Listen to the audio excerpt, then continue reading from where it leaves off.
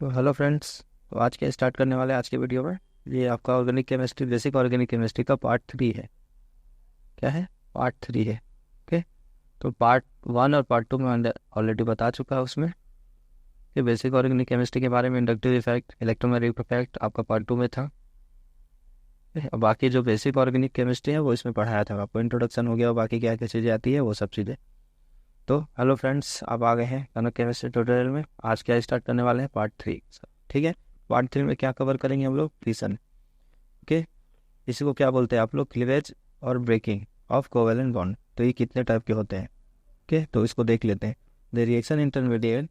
Reaction intermediate इसके बाद पढ़ाऊंगा नेक्स्ट क्लास में, मतलब इसके चौथे पार्ट में। ठीक है।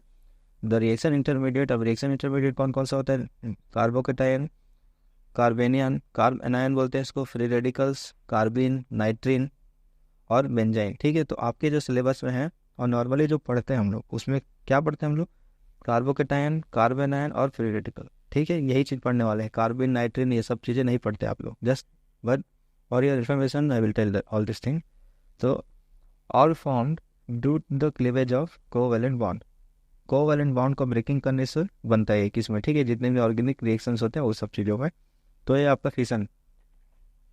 तो अभी कितने टाइप का होता है? 2 टाइप का होता है। ठीक है। पहला होता है होमोलाइटिक फिशन, या इसी को बोलते हैं होमोलाइसिस। लाइसिस का मतलब क्या होता है? टूटना। ठीक, उसी को क्या बोलते हैं? फिशन।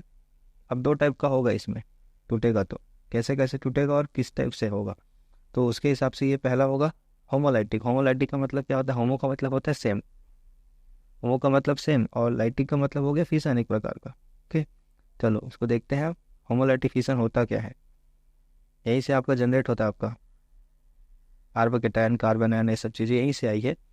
तो होमोलाइटिक फिशन में क्या होगा? This involves the breaking of a covalent bond. Involves, break तो हो गई होगा कोवेलेंट बॉन्ड, अब कैसे होगा यही है देखना है। In such a way that the each atom is separate with one electron of the shared pair. shared pair का मतलब होता है कोवेलेंट बॉन्ड। ओके, जैसे कि मान लो आपके पास ये कोवेलेंट बॉन्ड है, कोवेलेंट बॉन्ड है। यदि ये दो दो यहाँ पे जो इलेक्ट्रॉन है जो शेयरिंग किया हुआ है, यदि एक इलेक्ट्रॉन को एक एटम लेके चला जाएगा और एक दूसरे इलेक्ट्रॉन को दूसरा एटम लेके चला जाएगा, मतलब इक्वल शेयरिंग होगा इसके बीच में। इक्वल शेयरिंग होगा। समझ रहे हो क्या बोल रहा हूँ? इक्वल शेयरिंग होगा। और देखो, यदि एक इलेक्ट्रॉन ले गया, उसके लिए मैंने हाफ एरो का यूज़ किया इस टाइप का। हाफ एरो का यूज़ कब करोगे? जब एक इलेक्ट्रॉन ट्रांसफर होता है तब। यदि मान लो दोनों इलेक्ट्रॉन ट्रांसफर हो रहा है, तब उसके लिए क्या करोगे? फुल एरो का यूज़ करते हैं इसके लिए। अभी एकदम बेसिक से हो रहा है इसलिए मैं बेसिक से बताते जा रहा हूँ कि ताकि सब लेवल वालों, मतलब जो जितने भी स्टैंडर्ड वाले ना, उसको सबके लिए काम आए। तो with one electron of the sharing pair such atoms are electrically neutral. ये न्यूट्रल होना चाहिए। न्यूट्रल होने का मतलब ये होता है, जैसे अब यहाँ पे कैसे एग्जांपल ले सकता हूँ? जैसे कार्बन कार्बन की बॉन्ड ऐसा बोल दूँ, या ऑक्सीजन के बीच का बोल दूँ, या क्लोरीन क्लोरीन के बीच का बोल दूँ, इनके बीच में इलेक्ट्रोनेगेटिविटी डिफरेंस तो नहीं होगा, न्यूट्रल ही होगा ना फिर तो ये। जैसे क्लोरीन हो गया और क्लोरीन हो गया, इनके बीच में यदि आप होमोलाइटिक क्लीवेज करवा रहे हो तो एक इलेक्ट्रॉन यहाँ का, एक इलेक्ट्रॉन यहाँ का, तो एक इलेक्ट्रॉन क्या होगा? ये इसको दे देगा और एक इलेक्ट्रॉन इसको दे देगा। तो क्या बन जाएगा? ये क्लोरीन के ऊपर ना एक डॉट लगाते हैं यहाँ पे। ओके, प्लस क्लोरीन के ऊपर एक डॉट, क्योंकि ये एक एक इलेक्ट्रॉन लेके सेपरेट हो गया है। वही चीज़ बोला था ना मैं, देखो each atom separate with one electron of the share pair. तब इस टाइप के स्पीसीज को क्या बोलोगे आप लोग? Free radical. क्या बोलोगे? Free radical. मतलब होमोलाइटिक फिजन जहाँ होगा वहाँ पे क्या बनने वाला है आपका? फ्री रेडिकल बनने वाला है। ठीक है। अभी क्या होता है उसको आगे और पढ़ते हैं। Such atom are electrically neutral, extremely reactive, और ये जो होता है बहुत ज़्यादा रिएक्टिव होगा, and causes a small permanent magnetic moment due to the presence of unpaired electron। unpaired electron, इसकी वजह से क्या हो जाएगा? यहाँ पे पहले तो शेयरिंग किया हुआ था तो पेयर्ड था एकदम मस्त। अब उसके पास क्या हो गया? एक एक इलेक्ट्रॉन लेके चला गया तो इसके पास कमी होगा ना इलेक्ट्रॉन का, इसलिए बोल रहे हैं यहाँ पे अनपेयर्ड इलेक्ट्रॉन। दिस एटम्स और fragments are called free radical. अभी जो बताया ना आप लोग को, यही एग्जाम्पल नीचे दिया हुआ है, ये वाला। तो चलो इसमें हाइड्रोजन का दिखा दिया हूँ मैं। तो क्या मतलब है? हाइड्रोजन का देखो या चाहे किसी का भी देखो, तो यहाँ पे हाइड्रोजन बना हुआ है, सिंगल सिंगल बॉन्ड लेके एक इलेक्ट्रॉन इसको दे दिया है और एक इलेक्ट्रॉन इसको दे दिया है। तो क्या बना आपके पास? देखो H+ बन रहा है ना, इस टाइप का। तो इसी को क्या बोलते हैं? फ्री रेडिकल बोलते हैं। ठीक है। फ्री रेडिकल स्पीसीज बहुत ज़्यादा रिएक्टिव होता है, याद रखना इस चीज़ को। ओके, नेक्स्ट देखते हैं इसमें हेटेरोलाइटिक फिशन। हेट्रोलाइटिक फिशन, हेट्रोलाइटिक का मतलब भी समझ जाओगे, हेट्रो मतलब डेफिनेटली यहाँ पे कुछ डिफरेंट चीज़ हो रही है। ओके, डिफरेंट चीज़ हो रही है हेट्रोलाइटिक फिशन में, डिफरेंट टाइप का फिशन होगा इसमें, इसी को बोलोगे heterolysis. This involves the breaking of a covalent bond in such a way that both the electrons of the shared pair are attracted by the more electronegativity atoms। मतलब यहाँ पे क्या होना चाहिए, डिफरेंट टाइप का एटम होना चाहिए भाई, तभी इसको हेट्रो बोल रहा है इसको, ठीक है ना। होमो का मतलब होता है सेम टाइप और हेट्रो का मतलब होता है डिफरेंट टाइप, गॉट इट। तो यहाँ पे सपोज ए बी करके यहाँ पे एग्जांपल लिया हुआ है, चलो आप किसी भी चीज़ का ले सकते हो, या इसका ले लो, इसका ले लो ए बी, मतलब कहने का मतलब ये है, या इसका एग्जांपल ले लो या इसका एग्जांपल ले लो। ऑक्सीजन का मतलब एक जो एटम होगा वो ज़्यादा इलेक्ट्रोनेगेटिविटी वाला एटम होना चाहिए, तब क्या होगा, जैसे कि यहाँ पे ए लिखा है और ये दोनों बी है, ओके। तो यहाँ पे जो शेयर पेयर्ड इलेक्ट्रॉन है, शेयर पेयर्ड इलेक्ट्रॉन का मतलब आई होप आप लोग समझ गए होगे। शेयर पेयर्ड इलेक्ट्रॉन मतलब कोवेलेंट बॉन्ड है जो शेयरिंग करके बनाता है, उसको बोलते हैं शेयर पेयर्ड ऑफ इलेक्ट्रॉन। तो ये वाला जो इलेक्ट्रॉन है और ये वाला इलेक्ट्रॉन होगा क्या, आप देखो इसमें इसका इलेक्ट्रोनेगेटिविटी बी का ज़्यादा है, ए का भी ज़्यादा होगा तो अपोजिट में जाएगा ये। तो B is a more electronegativity atom है, बी का मान लो इलेक्ट्रोनेगेटिविटी एटम ज़्यादा है, मतलब ये पावरफुल पर्सन है समझो। ऐसे रस्सी खींचता है हम लोग, जो पावरफुल पर्सन होगा वो उसकी ओर चला जाता है, तो सेम इसके ये ज़्यादा पावरफुल है, बी ज़्यादा पावरफुल है।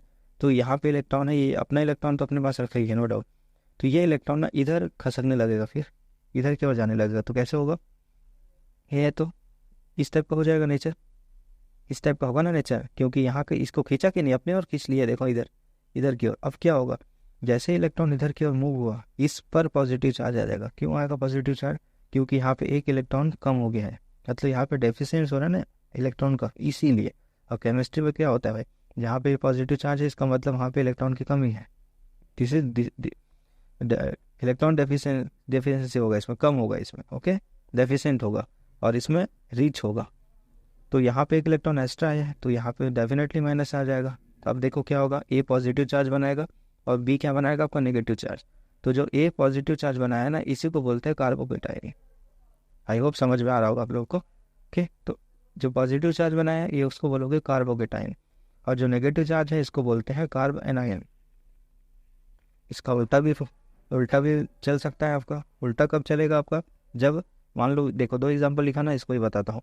तो यहाँ पे कार्बन का इलेक्ट्रोनेगेटिविटी ज़्यादा है एज कम्पेयर टू हाइड्रोजन, तो कार्बन क्या करेगा, हाइड्रोजन के इलेक्ट्रॉन को अपनी ओर खींचेगा, अपनी ओर खींचेगा ना, तब क्या हो जाएगा, कार्बन पर माइनस चार्ज और हाइड्रोजन पर पॉजिटिव चार्ज आएगा। तो ये क्या बना, देखो बनाया ना कार्बोकेटाइन वाला, मतलब इसको मैं नेक्स्ट क्लास में समझाऊंगा कार्बोकेटाइन के कितने सारे एग्जांपल है, या किसको क्या बोलते हैं, जिसमें भी पॉजिटिव चार्ज होगा वो क्या होगा आपका कार्बोकेटाइन, ओके। और इस केस में देखो, इस केस में क्या हो जाएगा, ऑक्सीजन ले लेगा तो ऑक्सीजन पे माइनस से आ जाएगा और इस पे प्लस से आ जाएगा, उस केस में ये कार्बन आयन बनाएगा और ये कार्बोकेटाइन बनेगा। देखो इसके साथ अलग अलग जुड़ा है तो ये एनायन बनाया, लेकिन यहाँ पे कार्बोकेटाइन भी बना रहे हैं। तो डिपेंड करता है कि उसके साथ कौन सा एटम जुड़ा हुआ है, ठीक है, ये मतलब है इसका।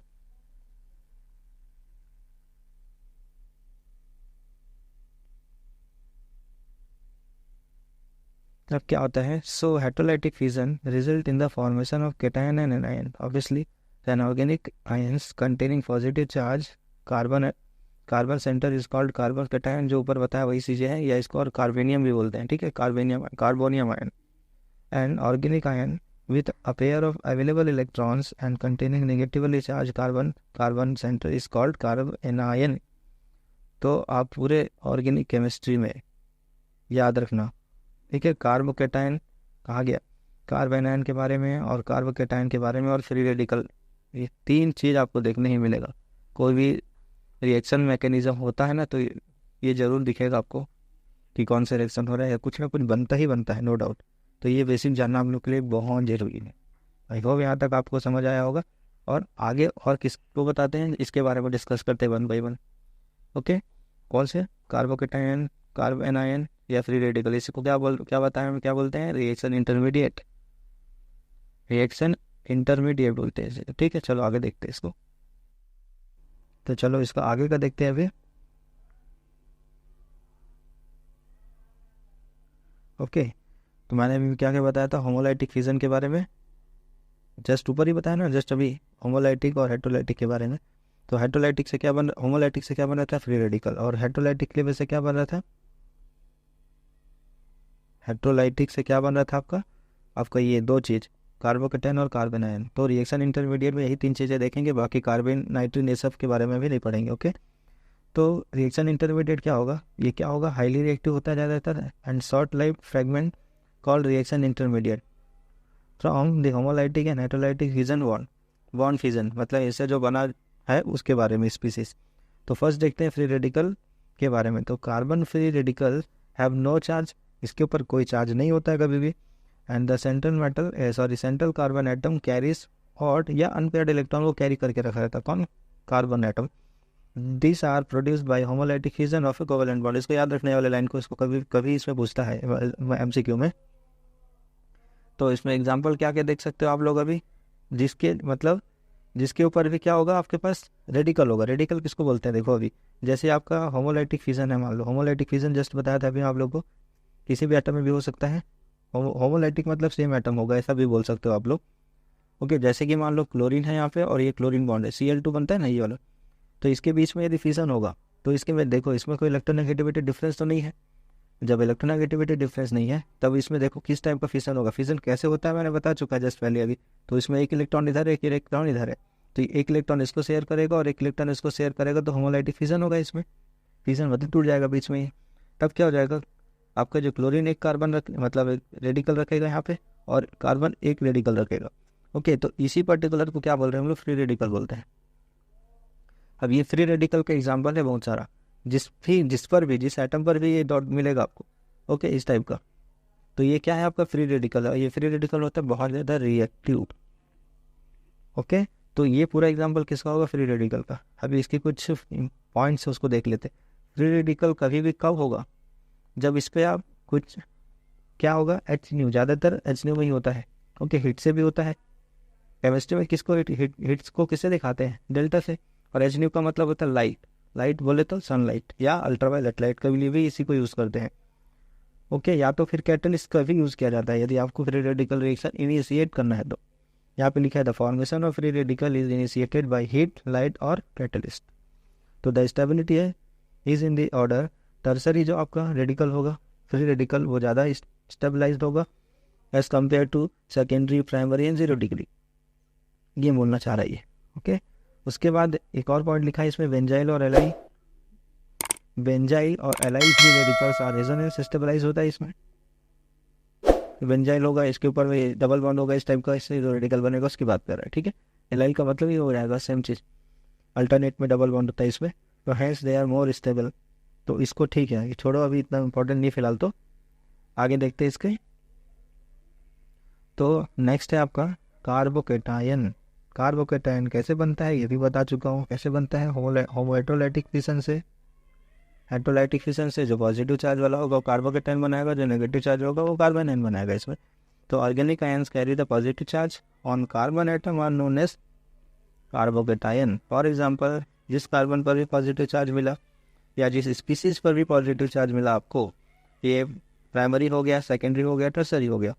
प्राइमरी, सेकेंडरी, टर्सरी मतलब समझ रहे हो कैसे, क्या बोल रहा हूँ मैं। यदि मान लो एक ही कार्बन से यदि एक कार्बन जुड़ा होगा, बाकी से H जुड़ा होगा, यहाँ पे एक कार्बन से जुड़ा होगा तो इसको प्राइमरी बोलेंगे। यदि एक कार्बन डायरेक्टली दो कार्बन से जुड़ा होगा तो क्या बोलेंगे, सेकेंडरी बोलेंगे। और एक कार्बन 3 अलग अलग कार्बन से जुड़ा होगा तब उसको क्या बोलोगे, टर्सरी बोलोगे। और एक और यदि मान लो यहाँ पे डाल तो क्वाटरनरी बोलते हैं उसको, ठीक, वो भी होता है, लेकिन ज़्यादातर टर्सरी का यूज़ किया जाता है इसमें। तो carbocation are very reactive and have the 6 electrons except therefore it is electron deficient species. अब इसके पास पॉजिटिव चार्ज है तो डेफिनेटली डेफिशिएंट होगा, ये डेफिशिएंट होगा। तो carbocation is planar structure. Planar structure किसको बोलोगे आप लोग, जिसमें sp2 हाइब्रिडाइजेशन पाया जाएगा। क्या चीज़, जिसमें sp2 हाइब्रिडाइजेशन मिलेगा हमेशा, ये चीज़ है। तो कार्बोकेटायन में planar structure and the positively charge carbon is sp2 hybridize. अब sp2 हाइब्रिडाइज होगा तो डेफिनेटली ट्राइगोनल प्लेनर होता है, क्योंकि sp2 को क्या बोलते हैं, sp2 का जो स्ट्रक्चर होता है, ज्योमेट्री होता है, वो ट्राइगोनल प्लेनर होता है, इसलिए ट्राइगोनल प्लेनर बोलते हैं इसको। जैसे अमोनिया में पिरामिडल बनाते हैं, H2 में V शेप बनाते हैं। ओके, BsPCl3 में ट्राइगोनल प्लेनर होता है, उसमें भी प्लेन में होता है, इसका मतलब ये कोई 3D में नहीं बनता है। फिर the stability of carbocation is influenced by इसकी स्टेबिलिटी किससे ज़्यादा इन्फ्लुएंस हो सकती है, इफेक्ट हो सकती है, रेजोनेंस से और इंडक्टिव इफेक्ट से। तो रेजोनेंस के बारे में भी एक अलग वीडियो में बताऊंगा आप लोग को। इंडक्टिव इफेक्ट ऑलरेडी बता चुका है लास्ट लास्ट वीडियो में बोल सकता हूँ। And this dispersal of the change stabilise the carbocation, तो their stability is in order. अब इसका भी ऑर्डर दिया गया है इसमें, ठीक है। टर्सरी तो है तो ज़्यादा स्टेबल होगा ये वाला, सेकेंडरी टर्सरी 3 डिग्री बोलते हैं इसको, ठीक है। यदि जो टर्सरी लिखते हैं उसको 3 डिग्री, फिर 2 डिग्री को सेकेंडरी, 1 डिग्री को प्राइमरी, और ये 0 डिग्री मतलब नॉर्मल, ठीक है। आप भी सेम चीज़ है, benzyne and alkyl carbocation are much more stable due to the resonance. Resonance की वजह से ज़्यादा स्टेबलाइज होता है कौन, कार्बोकेटाइन मॉलिक्यूल या कार्बोकेटाइन स्पीसीज। तो carbon and the organic ions containing the negatively charged carbon are known as carbanion. For example जिसमें भी नेगेटिव चार्ज होगा वो वाला स्पीसीज क्या हो जाएगा आपका, कार्बोनाइन ही होगा डेफिनेटली। देखो दोनों का ही ऐसे एक एग्जाम्पल करके बताता हूँ मैं आपको।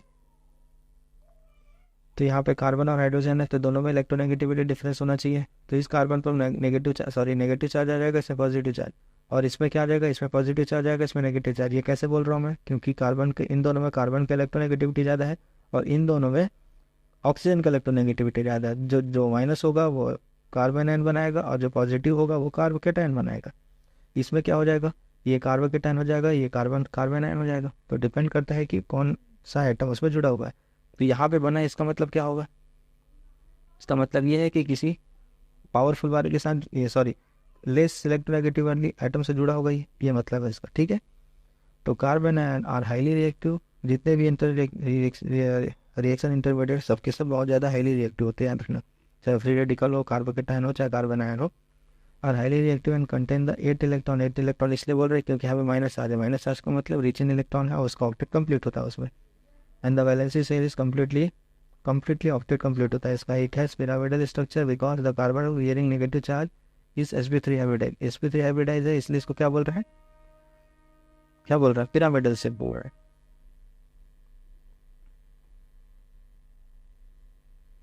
पिरामिडल से the stability of carbon ion is influence by same change inductive effect, resonance और एस कैरेक्टर इसमें एक्सेस है। ऑर्बिटल होगा तो ज़्यादा, मतलब क्या होगा, स्टेबिलिटी को इन्फ्लुएंस करेगा कम ज़्यादा। And the group having plus effect, plus I effect क्या होता है, माइनस आई इफेक्ट क्या होता है, प्रीवियस वीडियो में बता चुका है, आप उसको रेफर कीजिए।